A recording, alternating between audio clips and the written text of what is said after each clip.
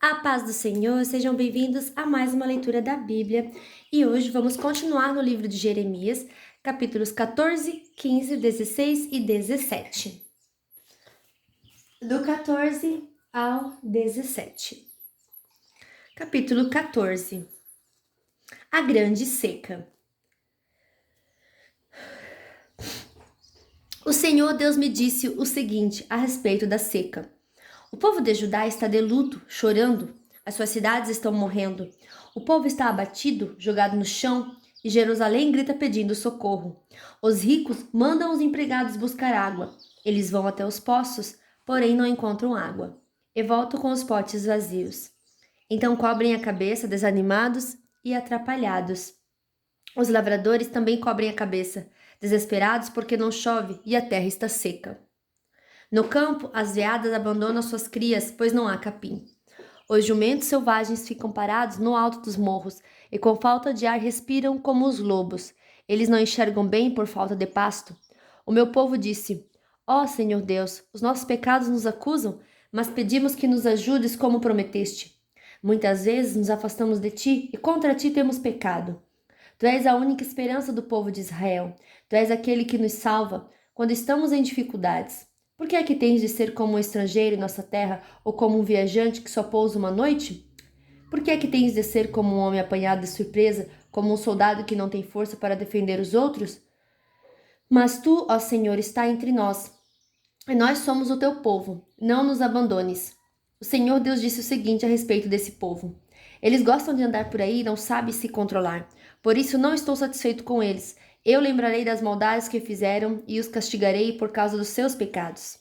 Aí o Senhor me disse: Não me peça para ajudar esse povo. Mesmo que jejuem e orem, eu não os ouvirei. Não os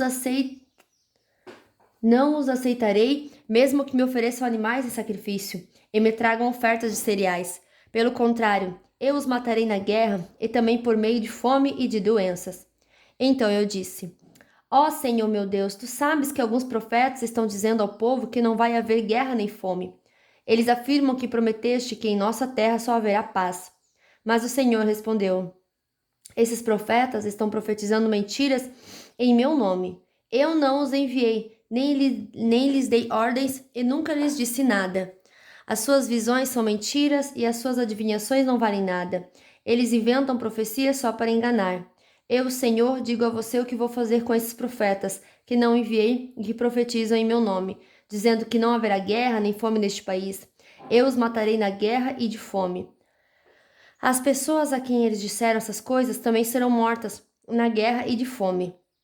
Os corpos delas serão jogados nas ruas de Jerusalém, e não haverá ninguém para sepultá-los. Isso acontecerá com todos eles, com as suas esposas, os seus filhos e as suas filhas. Eles pagarão pelas suas maldades. Deus me mandou contar ao povo a minha tristeza e dizer: que os meus olhos derramem lágrimas dia e noite, e que nunca parem de chorar, porque o meu pobre povo está muito machucado, está gravemente ferido. Quando vou ao campo, vejo os corpos dos homens mortos na guerra. Quando entro nas cidades, vejo pessoas morrendo de fome. Os profetas e os sacerdotes continuaram o seu trabalho, porém não sabem o que estão fazendo. O povo confessa o seu pecado. Ó Senhor Deus, será que rejeitaste completamente o povo de Judá? Será que detestas o povo de Sião? Por que não feriste tanto que não podemos ser curados? Por que nos feristes tanto que não podemos ser curados? Nós esperamos a paz, mas nada de bom aconteceu. Pensamos que íamos ser curados, mas o que veio foi o terror. Ó Senhor, confessamos nosso pecado e o pecado dos nossos antepassados. De fato, pecamos contra ti. Lembra das tuas promessas e não nos desprezes. Não deixes que seja humilhada a cidade de Jerusalém, o lugar do teu trono glorioso. Lembra da aliança que fizeste com o teu povo, e não desistas dele. Nenhum dos ídolos das nações pode fazer chover, nem o céu pode fazer cair chuva. Pusemos a nossa esperança em ti, ó Senhor nosso Deus, pois tu és aquele que faz todas estas coisas. Capítulo 15. A condenação do povo de Judá. Então o Senhor Deus me disse: mesmo que Moisés e Samuel estivessem aqui implorando, eu não teria dó deste povo. Mande essa gente embora, que sumam da minha frente. Quando perguntarem para onde deve ir, respondo que eu disse isto. Alguns estão condenados a morrer de doença. Assim será. Outros estão condenados a morrer na guerra. Assim será. Alguns estão condenados a morrer de fome. Assim será. Outros serão condenados a ser levados como prisioneiros. Assim será. Eu, Senhor, resolvi que vão acontecer estas 4 coisas horríveis. Eles morrerão na guerra, os cães arrastarão seus corpos, as aves os comerão, e os animais selvagens devorarão as sobras. Farei com que todos os povos do mundo olhem para eles com horror por causa daquilo que Manassés, filho de Ezequias, fez em Jerusalém quando era rei de Judá. Deus diz: quem terá dó de vocês, moradores de Jerusalém? Quem vai se preocupar com vocês? Quem vai parar um pouco para perguntar como vocês estão passando? Vocês me rejeitaram e viraram as costas para mim. Aí levantei a mão e esmaguei vocês, porque estava cansado de perdoar. Sou eu, o Senhor, quem está falando. Em todas as cidades desta terra, eu os joguei contra o vento, como se faz com o trigo para separá-lo da palha. Eu destruí vocês, o meu povo, e matei os seus filhos, porque vocês não abandonaram os seus maus caminhos. Fiz com que houvesse entre vocês mais viúvas do que os grãos de areia da praia do mar. Matei os seus filhos na flor da idade e fiz as mães deles sofrerem. De repente fiz cair sobre eles aflição e terror. A mãe que perdeu os seus 7 filhos desmaiou, respirando com dificuldade. Para ela o dia virou noite. Ela se sente infeliz e vive desesperada. Vou deixar que os inimigos matem todos vocês que ainda estão vivos. Eu, Senhor, estou falando. Eu disse: como é dura a minha vida? Por que a minha mãe me pôs no mundo? Eu tenho de discutir e brigar com toda a gente desta terra. Não emprestei dinheiro nem tomei emprestado, e mesmo assim todos me amaldiçoam. Ó Senhor Deus, se eu não te servi bem e se eu não te pedi em favor dos meus inimigos quando estavam passando dificuldades e aflições, então que as maldições deles se cumpram. Ninguém pode quebrar o ferro, especialmente o ferro do norte, que é misturado com bronze. Deus me disse: Jeremias, vou mandar que os inimigos carreguem as riquezas e os tesouros do meu povo como castigo pelos pecados cometidos em toda esta terra. Farei com que sejam escravos dos seus inimigos, numa terra que não conhecem, pois a minha ira é como um fogo que ficará sempre queimando. Então eu respondi: ó Senhor, tu és que sabe. Lembra de mim e ajuda-me. Vinga-me daqueles que me perseguem. Não tenhas paciência com os meus inimigos para que eles não me matem. Lembra que é por causa de ti que eles me insultam. Tu falaste comigo e eu prestei atenção em cada palavra. Ó Senhor Deus Todo-Poderoso, eu sou teu e por isso as tuas palavras encheram meu coração de alegria e de felicidade. Não tenho gasto o meu tempo rindo e gozando a vida junto com outras pessoas. Por causa do trabalho pesado que me deste, fiquei sozinho e muito indignado. Por que continuo a sofrer? Por que as minhas feridas doem sem parar? Por que elas não saram? Será que não posso confiar em ti? Será que és como um riacho que seca no verão? O Senhor respondeu: se você voltar, eu o receberei de volta, e você será meu servo de novo.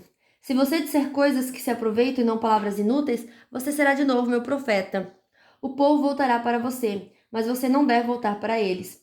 Farei com que você seja para este povo como um forte muro de bronze. Eles lutarão contra você, mas não conseguirão derrotá-lo, pois eu estarei com você para protegê-lo e salvá-lo. Eu o livrarei das mãos dos perversos e o libertarei do poder dos violentos. Eu, o Senhor, falei. Capítulo 16. A vida de Jeremias é um aviso.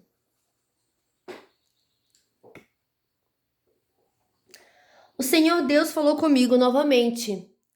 Ele disse: não case nem tenha filhos neste lugar. Eu vou lhe dizer o que acontecerá com os filhos e as filhas que nascerem aqui, e também com as mães que os tiverem e com os pais que os gerarem. Eles morrerão de doenças horríveis, ninguém chorará a morte deles, e não serão sepultados, ficarão espalhados pelo chão como esterco. Serão mortos na guerra ou então morrerão de fome, e os seus corpos serão comidos pelas aves e pelos animais selvagens. Não entre numa casa onde tenha gente chorando, não fique triste nem chore por causa de ninguém, pois eu não abençoarei mais esse povo com a minha paz. Não os amarei mais, nem terei pena deles. Sou eu, o Senhor, quem está falando. Tanto os ricos como os pobres morrerão nessa terra, mas ninguém vai sepultá-los nem chorar por eles. Ninguém se cortará nem rapará a cabeça em sinal de tristeza. Ninguém comerá nem beberá junto com uma pessoa para consolar pela morte de um ente querido. Ninguém mostrará simpatia, nem mesmo por uma pessoa que tenha perdido seu pai ou sua mãe. Também não entre numa casa em que haja festa. Não se sente, não coma nem beba com eles. Escute aquilo que eu, o Senhor Todo-Poderoso, o Deus de Israel, estou dizendo. Vou acabar com os gritos de alegria e de felicidade, e com o barulho alegre das festas de casamento. E vocês verão tudo isso acontecer neste lugar. Quando você anunciar essas coisas, eles vão perguntar: por que foi que resolvi castigá-los tanto assim?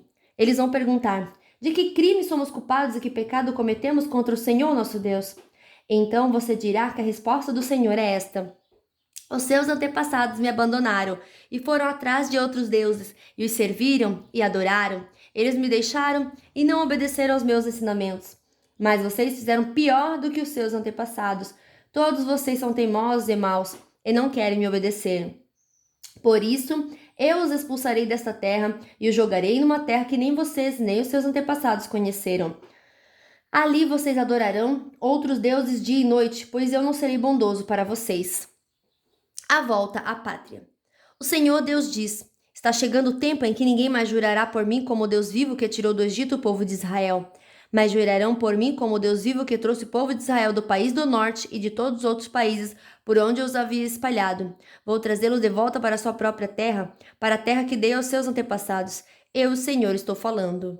O castigo por causa da idolatria. O Senhor Deus diz: mandarei vir muitos pescadores para pescarem essa gente.